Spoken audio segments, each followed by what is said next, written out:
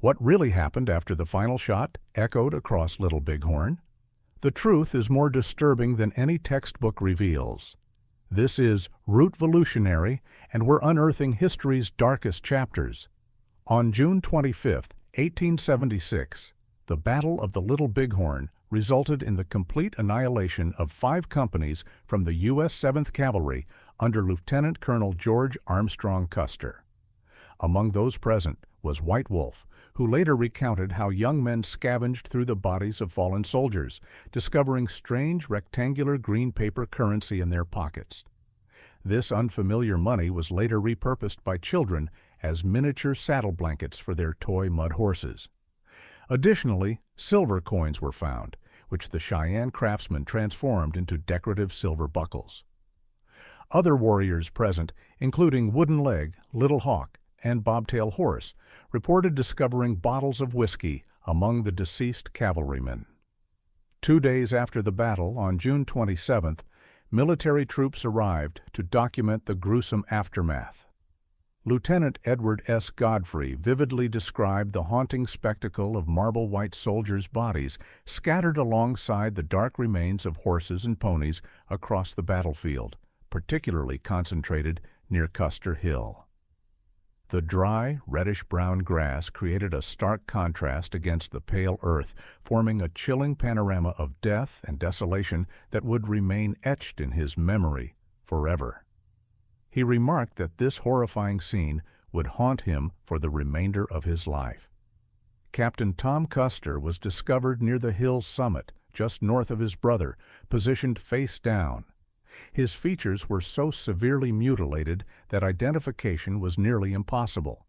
His body showed numerous arrow wounds, including injuries to his back and skull, where an arrowhead had been bent and deeply embedded. His skull had been fractured, and nearly all of his scalp had been removed, leaving only a small patch of hair at the nape of his neck. In stark contrast, General Custer's body was found relatively undisturbed. He lay on his back with his hands positioned on his abdomen, a familiar posture to those who had served with him, as they'd often seen him resting in this manner during campaigns. He had sustained 2 fatal wounds, one to the left temple and another near his heart. Boston Custer, the youngest of the Custer brothers, was located approximately 200 yards from Custer Hill. His body was completely stripped naked except for his white cotton socks, which had their identification labels carefully removed. Numerous bodies across the battlefield displayed remnants of blood-soaked undershirts, trousers, or socks. Yet in every case, all identifying marks had been systematically removed. The terrifying sight of naked, mutilated corpses bearing fatal injuries created an atmosphere of profound horror and sorrow.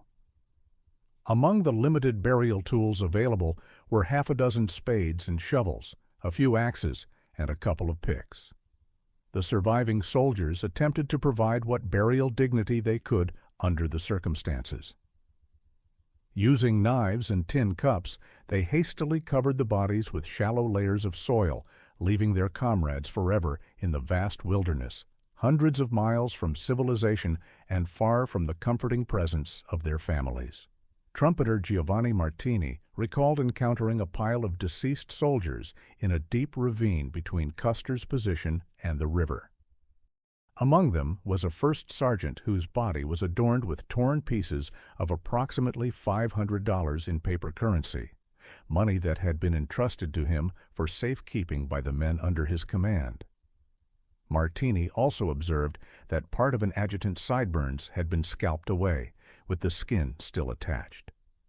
7th Cavalry Scout George Herendeen reported that 4 soldiers' heads were discovered in the Sioux camp, completely severed from their bodies, which could not be located anywhere on the battlefield or within the village. Lieutenant Charles Rowe of the 2nd Cavalry documented that a white man's head was found in the Indian village, tied to a lariat, and apparently dragged through the area until it separated from the body. Survivor Jacob Adams recounted witnessing soldiers being lassoed from their horses and dragged into the village center, where they were tied to trees and burned alive. These horrific executions were witnessed by their helpless comrades from Benteen's battalion, who were powerless to intervene. John Ryan later noted that bones and fragments of blue uniforms were discovered at locations where men had been secured to trees and stakes.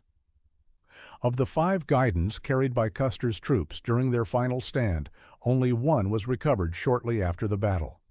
It had been concealed beneath the body of Corporal John Foley, who had attempted to escape on horseback. As warriors pursued him, Foley took his own life before capture.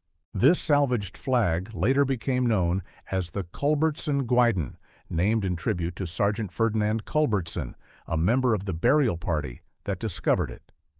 If this glimpse into history's shadows left you unsettled, you haven't seen anything yet.